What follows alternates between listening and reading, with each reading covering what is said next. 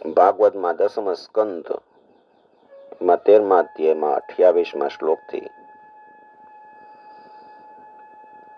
5-6 રાત્રિ બાકી છે 1 વર્ષ પૂરું થવામાં. ભગવાન શ્રી કૃષ્ણ બલરામજીની સાથે એક દિવસ વાછડા ચરાવવા માટે વનમાં ગયા અને એ સમયે ગોવર્ધનના શિખર ઉપર ગાયો બધી ચરતી હતી. એને વ્રજ પાસે ઘાસ ચરી રહેલી અને ઘણા દૂર પોતાના વાછડા જોવે છે. બ્રહ્માજી વાછડા લઈ ગયા હતા. એ વાછડા જોયા. વાછરડાઓને જોતા જ ગાયોના વાત્સલ્ય સ્નેહ વધી ગયા. પોતાની શુદ્ધ બુદ્ધ ગુમાવી બેઠી છે. ગોવાળોને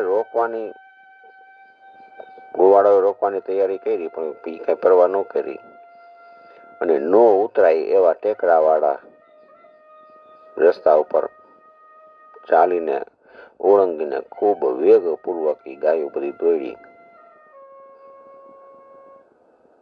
દૂધ સ્ત્રવવા લાગ્યું છે. ખાંધમાંથી ડોકને વાળી દીધી હતી. ભાંભરતી પૂંછડું અને માથું ઊંચું કરીને એટલા જોરથી વેગથી દોડતી હતી કે જાણે એના 2 પગ જ હોય. 2 પગથી દોડતી એવું દેખાય. જે ગાયને બીજા વાછરડા થઈ ચૂક્યા હતા એ પણ ગોવર્ધનની તળેટીમાં પોતાના પહેલા વાછરડા પાસે દોડી આવી અને એને સ્નેહવશ દૂધ પીવડાવવા લાગી છે.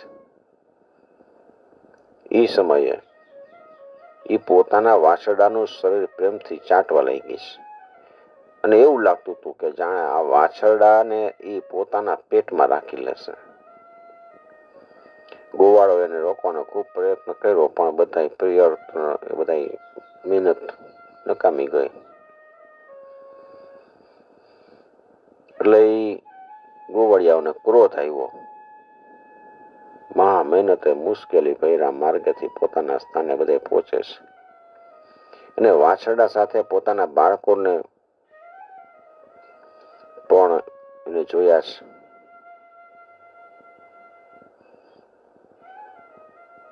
પોતાના બાળકોને જોતા જ એનું હૃદય પ્રેમ રસથી તરબોળ થઈ ગયું. બાળકો પ્રત્યે અનુરાગ ભરતી આવી ગઈ છે અને ક્રોધ જાણે ક્યાંય હવાઈ ગયો. એણે પોતપોતાના બાળકોને ખોળામાં લઈ અને હૃદય સાથે લગાડ્યા અને માથું સૂંઘીને આનંદિત થયા.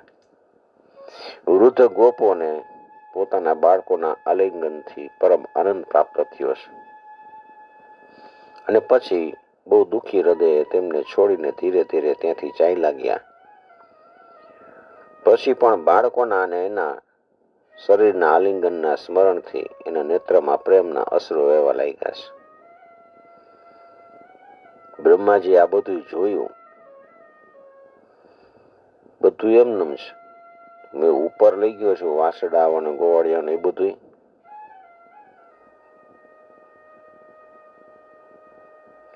બલરામજીએ જોયું કે વ્રજવાસી ગાયો, ગોપો અને ગુવારણો એ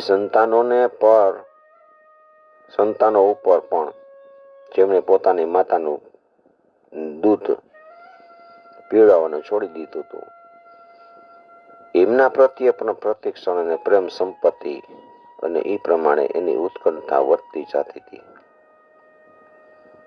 બલરામજી આવું જોયું કે આ બધાને આટલું બધું ઉત્કંઠા કેમ વધી જાય છે? કારણ કે એને કઈ ખબર નથી કે આ કૃષ્ણ ભગવાન બધું બન્યા છે. વિચારે છે કે આ કેવી વિચિત્ર વાત કહેવાય. શરૂઆતમાં શ્રી કૃષ્ણમાં વ્રજવાસીઓનો અને મારા જેવો અપૂર્વ પ્રેમ છે, એવો જ આ પ્રેમ બાળકો અને વાછરડા પર વધી ગયો છે બધાને. આ કઈ માયા છે? ક્યાંથી આવી? આ કોઈ દેવની માયા છે કે શું? મનુષ્યની છે કે અસુરોની? પણ શું એ શક્ય છે? ના, આ તો મારા પ્રભુની જ માયા છે. બીજા કોઈની માયા આવું સામર્થ્ય કરી શકે નહીં. એ મને મોહિત કરી રહી છે. બલરામજી આવો વિચાર કરે છે. જ્ઞાન દ્રષ્ટિથી જોયું છે. એને ખબર પડી કે આ બધા વાછરડા ને ગોપ બાળકો તો કૃષ્ણ જ છે. ત્યારે કૃષ્ણને કહે છે કે ભગવાન, આ ગોપ બાળકો અને વાછરડા ન તો કોઈ દેવતા છે, ન તો કોઈ ઋષિ છે. આ બધા જુદા જુદા રૂપનો આશ્રય તમે લીધો છે. છતાંય શ્રી કૃષ્ણ આપ એકલા જ આ બધા રૂપમાં પ્રકાશિત થઈ રહ્યા છો. કૃપા કરીને થોડાકમાં જ જણાવી દો કે તમે આ પ્રમાણે વાંસડા અને બાળક, શૃંગવાદીઓ, છડી, દોરડા વગેરેમાં જુદા જુદા રૂપમાં કેવી રીતે પ્રકાશિત થઈ રહ્યા છો? તમે આમાં કેવી રીતે બન્યા બધું? ત્યારે ભગવાને બ્રહ્માની બધી કરતૂત કીધી કે બ્રહ્માજી વાછરડાને છોકરાઓને હરી ગયા છે. બલરામજીએ બધું જાણી લીધું બરાબર. અને ત્યાં સુધીમાં તો બ્રહ્માજી બ્રહ્મલોકમાંથી વ્રજ ઉપર આવ્યા અને એને જોયું તો સમય તો માત્ર હજી એક ત્રુટી જેટલો, એટલે કે જેટલા સમયમાં અણીદાર સોયમાંથી કમળની પાંખડી છેદા જાય એટલો સમય વ્યતીત થયો છે. પૃથ્વી ઉપર 1 વર્ષ વહી ગયું. બ્રહ્માજીના વર્ષો પ્રમાણે ખાલી આપણે કમળની પાંદડી હોય ને એમાં એક હોય ભરાવી અને કેટલો સમય લાગે એટલો સમય થયો હતો. નીચે જોયું તો ભગવાન કૃષ્ણ ગોપ બાળકોને વાછરડાની સાથે 1 વર્ષ પહેલાની જેમ જ ક્રીડા કરતા હતા. વિચારવા લાગ્યા છે કે હું આ જોઉં છું એ સાચું કે ઓલું જોઉં છું એ સાચું. ગોકુળમાં જેટલા ગોપ બાળકો ને વાછડા હતા ને એ તો બધા મારી માયામાં એ સૈયા ઉપર સૂઈ રહ્યા છે સ્વર્ગમાં. અને એને મેં અચેત કરી દીધા છે. અને અત્યાર સુધીમાં ભાનમાં જે આવ્યા નથી, હું જોઈને આવ્યો. તો આના સિવાયના એટલા જ આ વાછરડા ને બાળકો ક્યાંથી આવી ગયા? 1 વર્ષથી ભગવાન સાથે રમે છે, કોઈને ખબર જ નથી પડી.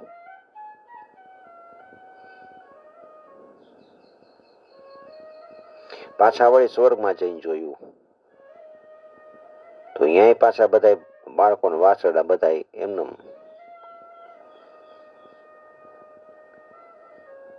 એને પોતાની જ્ઞાન દ્રષ્ટિથી બધું રહસ્ય જાણવાની ઈચ્છા કરી, પણ એ બેયમાં ક્યાંય પેલાના ગોપ બાળકો અને ક્યાં પાછળથી બનાવેલા છે ઈ, અને ક્યાં હાચા ને ક્યાં બનાવટી છે એ જ ખબર નથી પડતી. સમજી જ નથી શકતા આમાં હાચું હું. ભગવાન કૃષ્ણની માયામાં બધા મુક્ત થઈ રહ્યા છે. પણ કોઈ માયા મોહ ભગવાનને સ્પર્શ નથી કરી શકતી.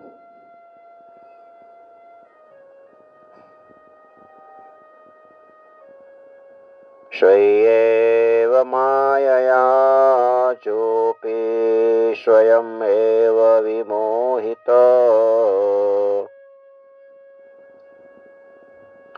બધા પોતાની ભગવાનની માયામાં મોહિત થઈ ગયા છે.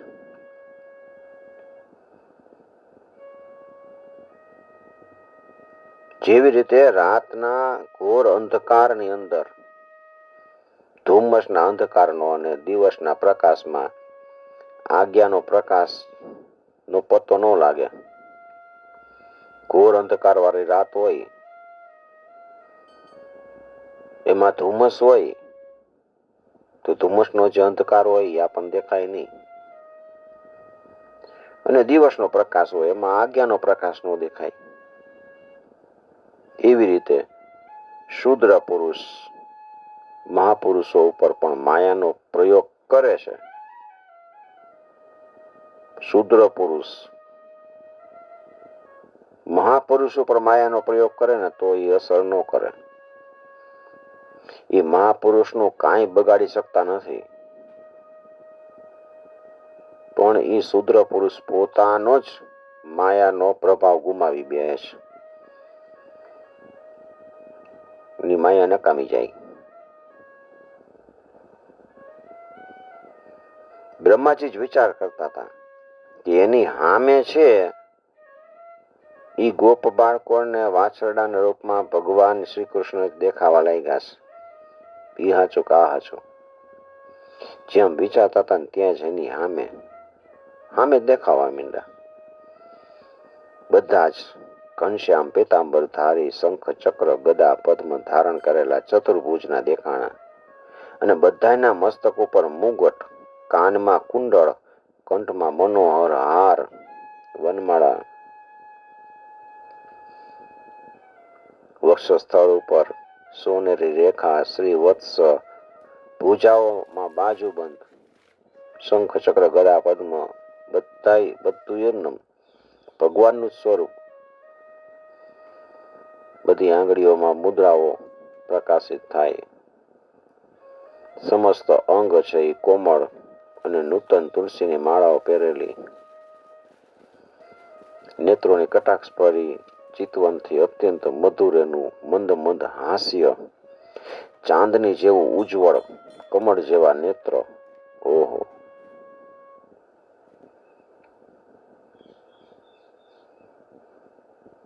એવું લાગતું હતું કે ઈ આ બે નેત્રો દ્વારા સત્વગુણ અને રજોગુણનો સ્વીકાર કરી ભક્તજનોના હૃદયમાં શુદ્ધ લાલસાઓ જગાડી અને એને પૂર્ણ કરી રહ્યા છે. બ્રહ્માજીએ જોયું કે એના જેવા બીજા બ્રહ્માથી લઈને તૃણ સુધીના બધા ચરાચર જીવ છે એ મૂર્તિમંત થઈને નાચતા ગાતા અનેક પ્રકારની પૂજા સામગ્રીથી અલગ અલગ ભગવાનના બધા રૂપની ઉપાસના કરે છે.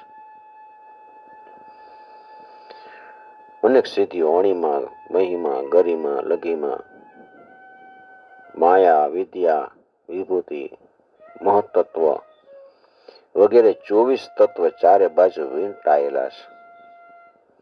પ્રકૃતિમાં ક્ષોભોત્પન્ન કરવા વાળો કાળ, એના પરિણામનું કારણ, સ્વભાવ અને વાસનાઓને જગાડનારો છે. સંસ્કાર, કામનાઓ અને કર્મ, વિષય અને ફળ એ બધા મૂર્તિમાન થઈને ભગવાનના દરેક રૂપની ઉપાસના કરે છે.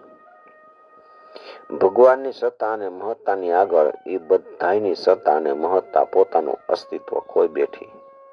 ભગવાન પાસે કોઈનું અસ્તિત્વ ચાલતું જ નથી. બ્રહ્માજીએ જોયું કે ભૂત, ભવિષ્ય અને વર્તમાન કાળ દ્વારા સીમિત નથી. ત્રિકાલા બાધિત સત્ય એ બધાય સ્વયં પ્રકાશ અને કેવળ અનંત આનંદ સ્વરૂપ છે. એનામાં જડતા અને ચેતનતાનો ભેદભાવ નથી. એ બધા એક રસ છે. ત્યાં સુધી કે ઉપનિષદના જાણકાર તત્વદર્શીઓની દ્રષ્ટિ પણ એમના અનંત મહિમાનો સ્પર્શ કરી શકતી નથી. બ્રહ્માજીએ એકી સાથે જોયું કે એ બધા પરબ્રહ્મ પરમાત્મા શ્રી કૃષ્ણના રૂપ જ છે,